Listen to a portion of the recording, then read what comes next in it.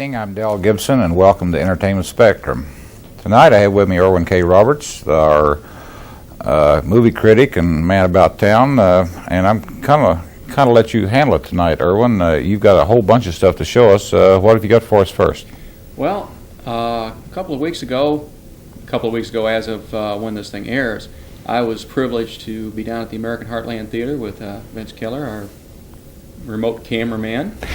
And we thought we were just going to talk to some of the actors after a performance of Fatal Attraction down at the American Heartland Theater, but it turned out they let us crash the cast party. And we talked to a few people and even got a Coke out of the deal, and then got out of their hair because we didn't want to destroy their party too badly. But we got a couple of nice little interviews out of it, and the first one is with the creative director and main driving force down there, Jim Masad. And the American Heartland Theater is coming up on a year old, and they've put out some real interesting theater in town. Now let's take a look as I talk to Jim Masad at the American Heartland Theater. Well, I'm here on the stage at American Heartland Theater with Jim Masad, creative director, chief functionary, and he owes me $20 for the plug. Well, anyway, about the time this show goes on the air, you will be opening with a very different set, I assume, for Little Shop of Horrors. Oh, yes, very different. Yes. I understand you imported the plant from Chicago, was that right? We did. We had checked around the country, and the consensus seemed to be that the plant that was used in St. Louis here was the very best one available. And so when we called them, we found out that they had indeed put it in storage, and it was available for a rental fee that I think almost equaled the national debt, but not quite that bad. So we decided that we should go with that plant. It's there, as you know, there are a series of them because Audrey 2 grows up by the end of the play, and so what you have is actually a series of 4 different plants. And do you think it's going to affect you either positive or negative that in January the movie has been all over cable? Well, it's an interesting thing. A friend of mine has made a career of directing Little Shop of Horrors. I think he's had something like 17 productions, just finished one in Japan, is now in Hawaii directing another one. He says that since the movie's come out, the play is even more popular than it ever was. And I think one of the intriguing things about coming to see the play as opposed to the movie is it is quite a bit different. I mean, the storyline is essentially the same, but as you probably know, the ending was changed quite radically for the movie. So I'm not going to tell you what the ending is, and don't you, but it is quite fun and quite different than the movie. Well, I've heard that story, although I don't know all the gory details, if you pardon the expression. Now, what's coming down the road for American Heartland? Well, we're facing our...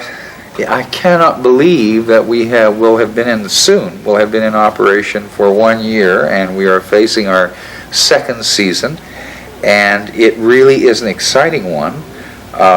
We haven't yet nailed down all the plays, but we do know that there will be another musical, probably I Do, because it's one of my favorites, and it's of course the story of a marriage from the time they meet as young people until the time that they check out.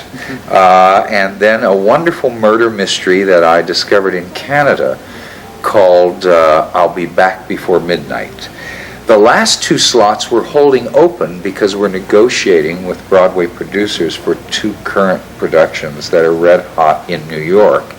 And so we're just kind of trying to just sprag our heels a bit to see if we can finagle the rights to those 2 shows. Well, I do hope you haven't dropped the idea of doing Noel Coward all the way. We haven't, you know. Noel Coward is one of my favorites, and we will do eventually Present Laughter because I think that's one of his funniest, and maybe the reason I'm fondest of it was because I got to see Peter O'Toole play it in Washington, D.C., and it was a dazzling production, so we're hoping that we can do it here. No, we will be doing a Noel Coward.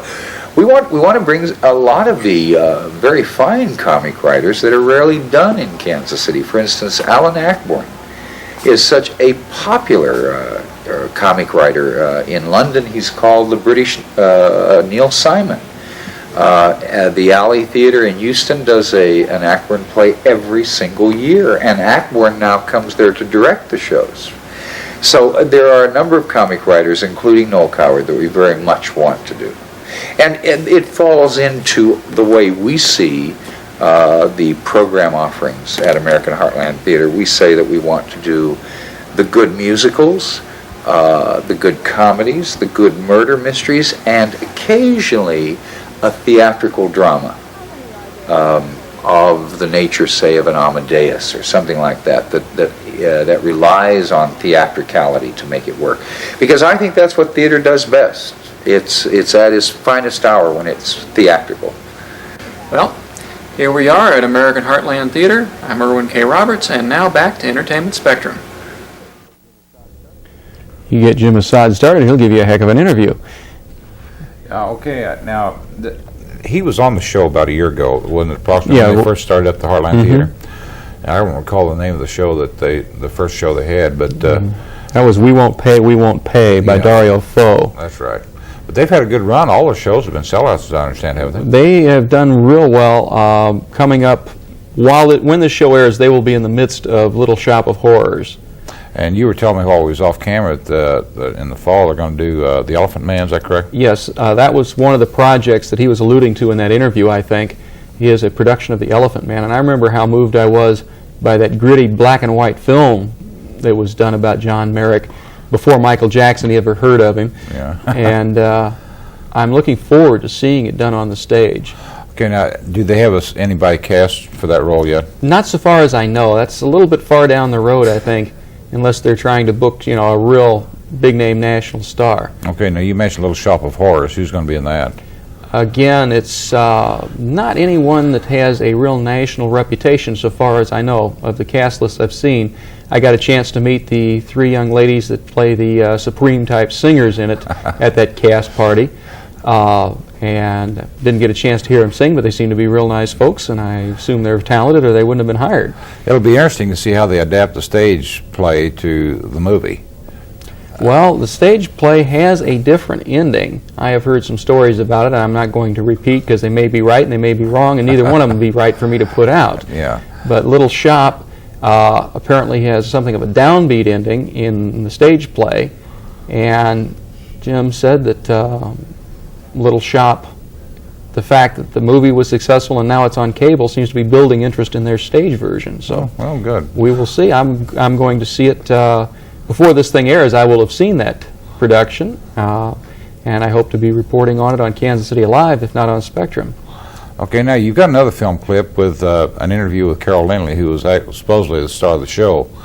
Now, maybe I'm talking out of turn, but I've heard several reports that actually the gentleman on the show, who was not the big name, was actually the star of the show, carried the show. Well, Robert I. Elliott is how he bills himself.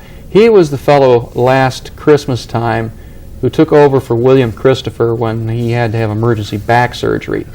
And we ran some footage of him being blocked into his role less than 48 hours before he went on before an audience the first time.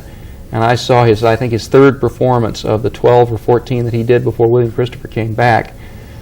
And even though he had to carry his script at times because the thing was so new to him, he was able to bring that off, and he dominates Fatal Attraction. He dominated, since it'll have finished its run by the time this airs, he dominated Fatal Attraction just by strength of characterization. Mm-hmm. So, but this interview is with Carol Lindley, is that correct? Yes. She was kind enough to break away from the party for a few minutes and go up on the set of Fatal Attraction, which is where this first interview was shot, and talk to me, and Vince got some good footage, and let's take a look.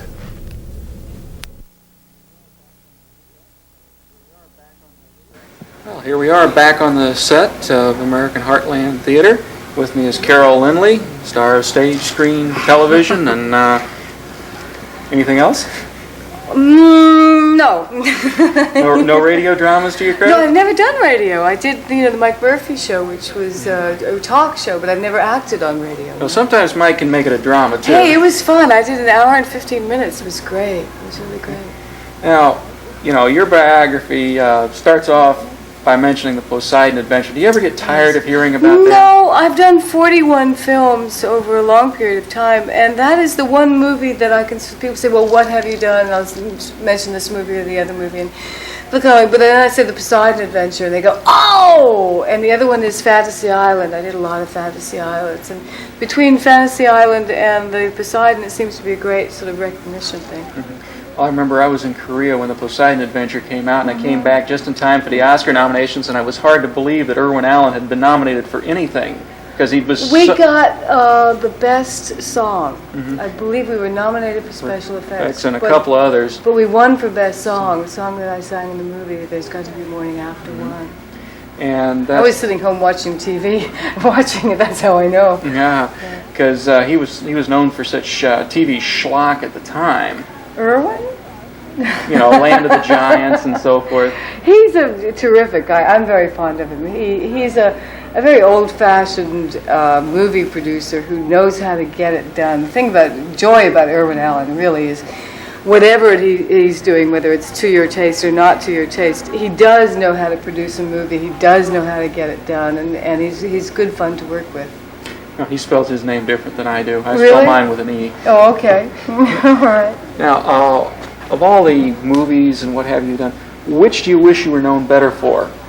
Almost every actor I talked to has got a part they thought was the greatest thing since sliced bread, and nobody noticed. No, actually, I've been very lucky that way. I've played basically leads all my life, so you couldn't help but notice me, because I'm the person that's in front of the camera most of the time. And some films, like The Shuttered Room, which is sort of like a cult film, Bunny Lake is Missing, which is basically a cult film. There are films that I wish had been bigger commercial successes, and they weren't at the time, and they ended up, a 20-year lifespan on TV, so they've reached more people by not being a success and ending up on TV than if they had been a big success, but I've been lucky that way. I've never really played small parts in films. What do you have in mind to do next? I want to just keep working constantly. I've been very lucky this year. I've done 2 films. I started out in Barcelona in Spain in January doing The Dark Tower. And then I did Night Heat, which is a Canadian show for Sonny Grasso in Toronto. Which never runs in Kansas City, unfortunately. Oh, yes, it does. I've seen it on the TV Guide. I'm waiting for the residual, you see, so I'm checking out the TV Guide. The local CBS station doesn't carry it. It's really? out-of-town station. Oh, because it's listed in the Guide. Yeah, but it's you can't receive it in Kansas City proper. Oh, that's a shame. Well, the show I did for Sonny, we shot it in June, and it's really good. And then I did a movie called Findings, which I finished up in July, August. And then the looping sort of followed me around, and then I started this in December, so I had a 3-month, quiet period, and I much prefer getting up and going to work by far. When is Findings going to be released? I don't know. Both that and The Dark Tower will be released this year, but I don't know when. Dark Tower is Sword and Sorcery? Excuse me? Is the Dark Tower Sword and Sorcery? No. The Dark Tower is an office building. And it stars Jenny Aguirre and Michael Moriarty and myself. Okay, I guess I haven't gotten any advance publicity on that No, yeah, we just finished looping it just a month ago. All right. Well, thank you very much, Carol Lindley. Thank We'll you. let you get back to your party. All right, thank you very much. Goodbye. Well, that was an interview with Carol Lindley. Now, this lady's been an actress for quite a while. She still looks good, though, doesn't she? Yes, she does. Now, She's definitely not as young as she used to be, but neither are you or I, for that matter. That's for sure. But now, am I wrong? Is she the one that starred in the movie Baby Doll? In fact, that's where she got her start, I think. I think, but it's not one that I've ever seen her. Well, it was 20 or 30 years ago, and in fact, I believe when it came out, I was banned from going to see it by my parents, if I'm not mistaken. So, but she now that time this show airs, this show will be over. Is that Fatal correct? Attraction, I think, has just a few days left to run, or it may have even wrapped even as we speak. Did you get a chance to talk to William Christopher while you was out there? They were kind enough to allow me to come in and see the last half hour of the show after he returned, and then I talked to him for a while in the lobby and expressed my appreciation as a fellow that served in Korea, how much most of the people that have been over there, both during the Korean conflict and after, appreciate the show MASH. And Oh, just as a matter of curiosity, was he in the military himself? I don't believe so. Yeah, Apparently he has heard from hundreds of people like me over the years. Uh-huh. As a matter of fact, I fixed up a little plaque from my National Guard unit. Well, I wouldn't call it a plaque, certificate. And I'll say, we appreciate it because it showed, MASH showed some of the things that really were and still are, and gave us a handle to talk to people about in some cases. It's hard to believe that you can make something humorous out of war, quite frankly.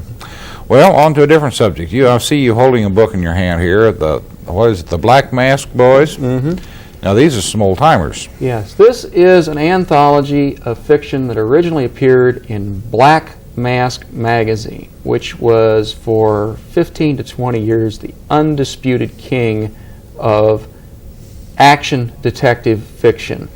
It started about 1920. It folded with the rest of the pulps. About 1951, there have been two different attempts to revive it, and for almost 20 years, a subheading to Ellery Queen magazine was called Including Black Mask. Now, the hard-boiled detective genre comes from Black Mask. Now we're including like Dashiell Hammett, Ellery Queen. Well, not Ellery Queen. Ellery has always been a more of a drawing room type. But people that got their start there that the average public will know is Raymond Chandler and his Mean Streets and Marlowe, Dashiell Hammett. He was known in Black Mask mainly for his Continental Ops series, which in the last few years a movie was made out of The Dane Curse, which was originally a Continental Ops story. And Continental Op was one of the many detectives that appeared over the years that you've never even known their name because it's told first person, and he just says, well, I'm the man from Continental Detective Agency, and lets it go at that. This anthology is, almost all of it has not been collected before or has not been collected in 30 and 50 years, and it's some of the top stuff. Earl Stanley Gardner sold over 100 stories to Black Mask, and even after Perry Mason became highly successful and he gave up writing for all the pulps, he's kept with Black Mask. Okay, now Earl Stanley Gardner, that's who I was thinking of instead of Ellery Queen. But now, like the Perry Mason series, approximately when did those start? I've read them for years, but I don't remember what the first one started. About 32 or 33. I'd probably blind the camera if I tried digging through here, but I'll give it a shot. The Earl Stanley Gardner character who appeared mostly in Black Mask over 70 times was a character called Ed Jenkins, who was also known as the Phantom Crook. He was an adventurous type who was taken to be a crook by the police and another kind of crook by the crooks, and they were both after him. Sort of like on the Saint, alias the Saint. Somewhat series. like that. Perry Mason started in several years after Gardner started selling to Black Mask, but Mason never did appear in Black Mask and only appeared in 3 short stories ever. The Great American Detective has the first ever hard-boiled detective by Carol John Daly, a Race Williams story, and it also has one of the 3 or 4 short Perry Masons. But I'm looking here at over 2 pages of listings of the stuff Gardner sold to Black Mask from 1923 to 1943. So he's around a long time, so a He lot of was. stuff. Now, Ed Jenkins, the Phantom Crook, I have 1 issue of Black Mask in my personal collection, and it is from 1943. It's the next to the last Ed Jenkins story, except for one that Gardner wrote in 1961 for Argosy. And except for that one appearance, the story included in The Black Mask Boys is the first appearance of Ed Jenkins in almost 50 years. Okay, now you mentioned during the break there when I was watching the film clip, there was one plot in there by Dashiell Hammett that was never, probably had never seen before now. Yeah, Dashiell Hammett wrote about 20 or 30 stories for Black Mask. Most of them were about a character called the Continental Op, who was never named. He told his stories in the first person. There are two collections. One is called the Continental Op, and one is called the Big Knockover, that have a large number of the Op stories in them. And then the Dane Curse and I think it's the Glass Key were taken from several novellas and worked into a novel each. So I'm not exactly sure, without going back to my records and checking, exactly how many uncollected Continental Op stories there are. But he was a prototype of the company man, hard-boiled detective. I mean, he was middle-aged, he was a little on the dumpy side, and he was evil, wicked, mean, and nasty when he had to be. And, you know, he was like Chandler's Marlowe. He had a code he lived with, and if it meant he took a punch in the mouth or he took an emotional hurt, he lived by his code.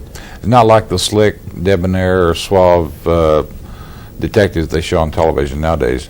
No, not hardly. Now, to the people that are not familiar with all the Continental Op, for instance, Dashiell Hammett, he wrote about Sam Spade. He's the one that created the character Sam Spade in the Maltese Falcon. And the Thin Man, And Nick and Nora Charles. Okay. Who are some of the other characters that people might be more familiar with if they're not really into the Black Mask series? Well, Hammett's the Thin Man movies. You know, there was two or three Thin Man stories, and they were made into half a dozen movies. And I first remember encountering him in the Peter Lawford, of all people, TV series of the early 1950s. Now, I hope I don't get us blown off the air, but one thing that the Thin Man was known for, that almost got it banned in a couple of places, was the use of an expression that had not been used in much fiction before, and that was balls.